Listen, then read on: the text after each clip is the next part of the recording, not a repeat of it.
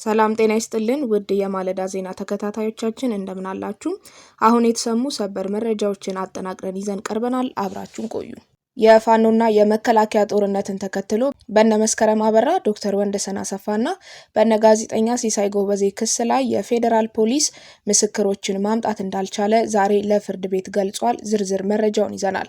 በ2025 የወጣው የአፍሪካ 10 ወታደራዊ ሀያል ሀገራት ደረጃ ግብጽ በአንደኝነት ስትቀመጥ አገራችን ኢትዮጵያ አነጋጋሪ ደረጃን ይዛለች። ሁለተኛው ጉዳያችን ነው። በመቀጠልም ከውጭ ያገኘናቸውን መረጃዎች የምናደርሳችሁ ሲሆን የአሜሪካና ቻይና ጦርነት ተካሮ ሲቀጥል ቻይና በአሜሪካ ላይ ተሳልቃለች። ዝርዝሩን ተመልክተነዋል። በሌላ ዜና ደቡብ አፍሪካ ውስጥ በቸርች ውስጥ በመስበክ ላይ የነበረ አሜሪካዊ ፓስተር በታጣቂ ቡድኖች ታፍኖ ተወስዷል። የመጨረሻው ዜናችን ነው። ውድ ተመልካቾቻችን ብዙሃኑ ጋር እንድንደርስና ቻናላችንን እንድታድግ እገዛችሁ ያስፈልገናል። ላይክ፣ ሼር እንዲሁም ሰብስክራይብ እያደረጋችሁ ድጋፋችሁን አሳዩን። ለትብብራችሁ ከወዲሁ እያመሰገንን ወደ ዕለቱ ዜናዎቻችን አለፍን። በቅድሚያ መከላከያና ፋኖ ውጊያ ላይ በመሆናቸው የአቃቢ ሕግ ምስክሮችን ዛሬ ማምጣት እንዳልቻለ የፌዴራል ፖሊስ ገለጸ። ከአማራ ክልል የጸጥታ መደፍረስ ጋር በተገናኘ በነ ዶክተር ወንደሰን አሰፋ፣ መስከረም አበራ፣ ጋዜጠኛ ጎበዜ ሲሳይ፣ ጋዜጠኛ ዳዊት በጋሻውና ዶክተር ሲሳይ አውግቸው በሚጠራው የክስ መዝገብ በተጠረጠሩበት የሽብር ወንጀል አቃቤ ሕግ ከኦሮሚያ አስተዳደር ዞን ጅሌ ጥሙጋ ወረዳ ያሉ ምስክሮችን ወደ ኮምቦልቻ ኤርፖርት በማጓጓዝ አዲስ አበባ ተቀብሎ ሲያስመሰክር ቆይቷል። ይሁን እንጂ በዛሬው ዕለት ከጅሌ ጥሙጋ የተነሱ የአቃቤ ሕጉ ምስክሮች ወደ ኮምቦልቻ ኤርፖርት ሲጓጓዙ መንገድ ላይ በፋኖ ታጣቂዎችና በመከላከያ ሰራዊት መካከል በተደረገው ጦርነት ምክንያት ምስክሮቹ አዲስ አበባ የፌዴራል ከፍተኛ ፍርድ ቤት ልደታ ምድብ የሽብር ወንጀል ችሎት በወቅቱ መድረስ አለመቻላቸውን ምስክሮቹን የሚያጓጉዘው የፌዴራል ፖሊስ ለፍርድ ቤቱ በደብዳቤ ገልጿል። መዝገቡን የያዘው አቃቤ ሕግ አቶ ናትናኤል ስንታየው ስለ ጉዳዩ እንዲያስረዱ ተጠይቀው ምስክሮቹ በተጠርጣሪዎቹ ላይ እንዳይመሰክሩ ሆን ተብሎ ነው ጦርነቱ የተካሄደው ሲሉ አስረድተዋል። ችሎቱ በበኩሉ ተጠርጣሪዎቹ ከ2 ዓመት በላይ በስር ላይ ስለቆዩ አቃቤ ሕግ በሰበብ አስባቡ ምክንያት እየጠቀሰ ከዚህ በላይ መዘግየት የለበትም ብሎ እንዳሰበ ሚዲያችን ማምሻውን የደረሰው መረጃ ይጠቁማል። በሁለተኛነት ወደ ያዝነው መረጃ ተሸጋገርን። ተቀማጭነቱ በአሜሪካ የሆነው ግሎባል ፋየር ፓወር ኔትወርክስ ወይም ደግሞ GFB የዓለም አገራት ባላቸው የጦር መሳሪያ መጠን፣ በሰራዊት ብዛትና ጥንካሬ፣ በችሎታ፣ በበጀት አቅም፣ በመልክዓ ምድራዊ አቀማመጥ እንዲሁም ባላቸው ሀብት ላይ በመመስረት በየዓመቱ ደረጃ የሚያወጣ ሲሆን የአገራትን አጠቃላይ ወታደራዊ አቅም ከተለያዩ መስኮች አንጻር በመገምገም ተቀባይነት ያለው ግሎባል ፋየር ፓወር በየዓመቱ ከሚያወጣው ሪፖርት የአውሮፓውያኑ 2025ን 145 ሀገራት ወታደራዊ ጥንካሬ በመገምገም የሰጠውን ደረጃ ይፋ አድርጓል። በተጨማሪም የሀገራቱ ወታደራዊ አቅም ከሌሎች ሀገራት ጋር ባላቸው ትብብር፣ የዲፕሎማሲ ግንኙነትና በሚጠቀሙት ወታደራዊ ቴክኖሎጂ አማካኝነት ይገመገማል።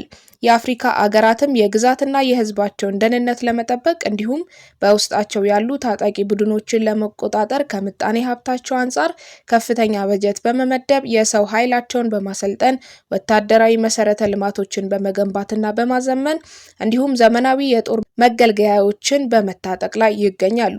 ግሎባል ፋየር ለአውሮፓውያኑ 25 ዓመት ባወጣው የዓለም ሀገራት ወታደራዊ አቅም ደረጃ ውስጥ ከተካተቱት የአፍሪካ አገራት መካከል ቀዳሚ የሆኑት 10 ሀያል ሀገራት የሚከተሉት ናቸው። ሰሜን አፍሪካዊቷ በነዳጅ ሀብት የበለጸገችው ሊቢያ ረጅም ዓመታት የመሯት መሪዋ ጋዳፊ መንግስት ከወደቀ በኋላ በእርስ በርስ ጦርነት ውስጥ እየታመሰች ብትቆይም በወታደራዊ አቅሟ ከአፍሪካ በ10ኛ ደረጃ ላይ መቀመጧ ብዙዎችን እያነጋገረ ይገኛል። ሊቢያ በዓለም ደረጃ በወታደራዊ ኃይሏ 76ኛ ደረጃ ላይ የምትገኝ ሲሆን ምንም እንኳን ሀገሪቱ በእርስ በርስ ጦርነት ክፉኛ ብትጎሳቆልም በምትገኝበት ስትራቴጂካዊ ቦታና ባላት የተፈጥሮ ሀብት ምክንያት በሰንጠረዡ ላይ ከፍ ብላ ለመቀመጥ ችላለች። ይህችው በጦርነት የምትታመሰው ሊቢያ የምድር ጦር፣ የአየር ኃይልና የባህር ኃይል ያላት ሲሆን ከ30 ሺህ በላይ መደበኛ ሰራዊት ይዛ በአፍሪካ ካሉ ጠንካራ ወታደራዊ አደረጃጀት ደረጃ በ10ኛነት መቀመጥ ችላለች። በ9ኛ ደረጃ ሱዳን፣ በ8ኛነት ዲሞክራቲክ ኮንጎ ሲቀመጡ በ7ኛ ደረጃ ሞሮኮ እንዲሁም አንጎላ ደግሞ 6ኛ ደረጃ መሆን ችላለች። ሀገራችን ኢትዮጵያ በ2025 በወጣው የአፍሪካ ወታደራዊ ኃይል ደረጃ በ5ኛነት መቀመጥ የቻለች ሲሆን በዓለም ደግሞ 52ኛ ደረጃን ይዛለች።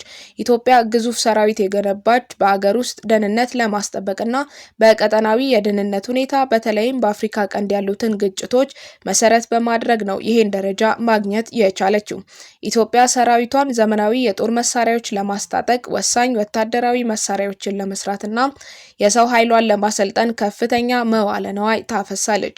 ኢትዮጵያ ከተለያዩ አገራት ጋር ባላት ወታደራዊ ትብብር አማካኝነትም የሰራዊቷን አቅም በማጠናከር ላይ የምትገኝ ሲሆን በአፍሪካ ቀንድ አካባቢ በወታደራዊ አቅሟ ቀዳሚ ናት። የኢትዮጵያ ጦር በዋናነት በአገር ውስጥ የሚንቀሳቀሱ ታጣቂ ቡድኖችን ለመቆጣጠር የሚሰማራ ሲሆን አገሪቱ በሌሎች ሀገራት የሰላም ማስከበር ተልእኮዎች ውስጥም ሰራዊቷን በመላክ ዋነኛዋ ናት።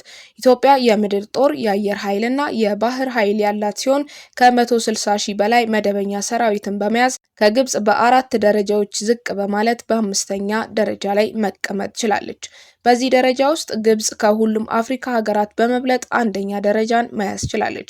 ከመካከለኛው ምስራቅ ጋር በመዋሰን በሰሜን አፍሪካ የምትገኘው ግብጽ በወታደራዊ ኃይል ከአፍሪካ ቀዳሚዋ ሀገር ስትሆን በዓለም ደግሞ በ19ኛ ደረጃ ላይ መቀመጥ ችላለች።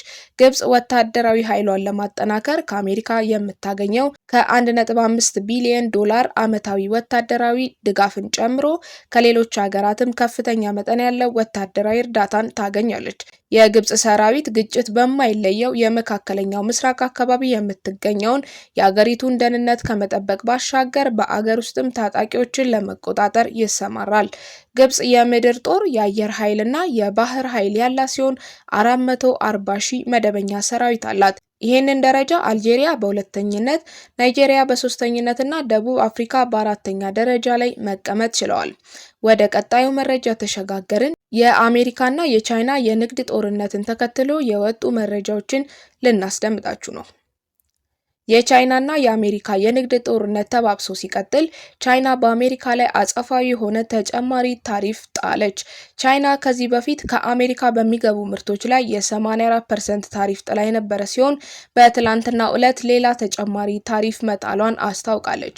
የቻይና የፋይናንስ ሚኒስተር ከአሜሪካ በሚገቡ እቃዎች ላይ የተጣለው ታሪፍ ከ84% ወደ 125% ከፍ እንዲል መደረጉን ተናግሯል። የትራምፕ አስተዳደር በበኩሉ በቻይና ላይ የተጣለው አጠቃላይ ታሪፍ 145% መሆኑን የገለጸ ሲሆን የሀገራቱ የንግድ ጦርነት ውስጥ መግባት ትልቅ ስጋት እየፈጠረ ይገኛል።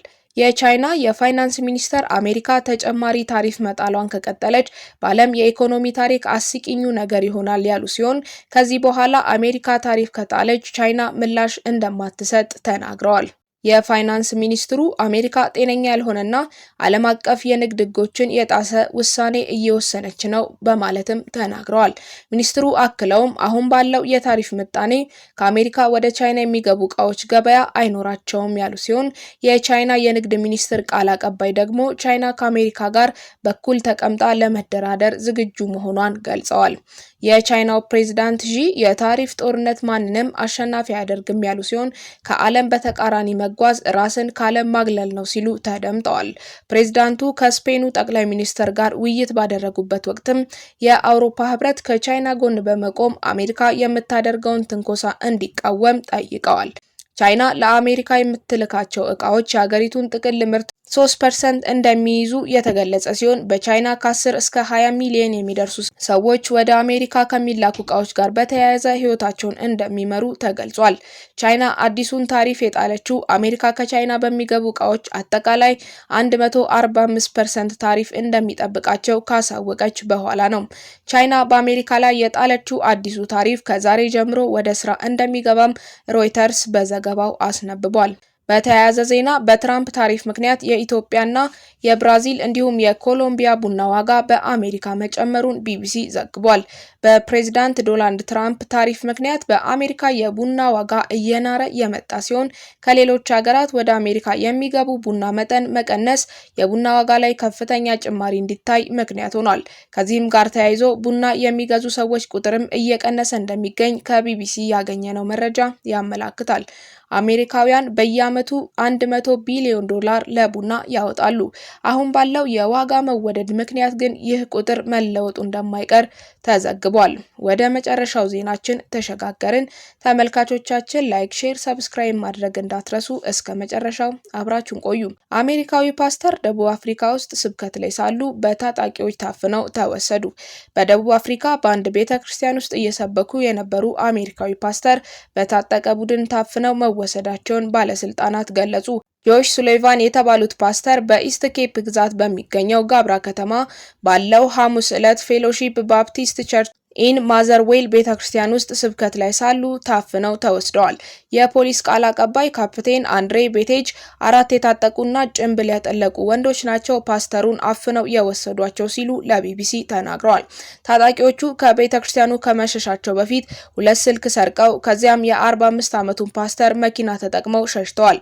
ፖሊስ መኪናውን ቢያገኝም ፓስተሩ ግን ወዴት እንደተወሰደ አላወቀም። የአሜሪካ የውጭ ጉዳይ መስሪያ ቤት ቃል አቀባይ ፓስተሩ በደቡብ አፍሪካ በታጣቂዎች ታፍነው እንደተወሰዱ ማሳወቁን ለቢቢሲ ገልጿል። መስሪያ ቤቱ ጨምሮም የአሜሪካውያን ደህንነት ቅድሚያ የምንሰጠው ነው ያለ ሲሆን የፖሊስ ቃል አቀባዩ እንዳሉት ጉዳዩ ለደቡብ አፍሪካ ልዩ የፖሊስ ኃይል ተሰጥቷል። ሃውክስ የተባለው የአገሪቱ ልዩ የፖሊስ ክፍል በአደገኛ የወንጀል ቡድኖችና ከፍተኛ ሙስና የሚመረምር ነው።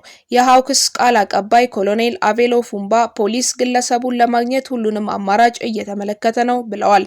የፓስተሩ ቤተሰብ ቃል አቀባይ ጀርሚ ሆል እንዳለው ፓስተሩ ከባለቤታቸውና ልጆቻቸው ጋር ቤተክርስቲያን ነበሩ። አፍነው የወሰዷቸው ታጣቂዎች ስሙን ያውቁት ነበር የተባለ ሲሆን የፓስተሩ እናት በክስተቱ ልባቸው መሰበሩን በፌስቡክ ገጻቸው አስፍረዋል።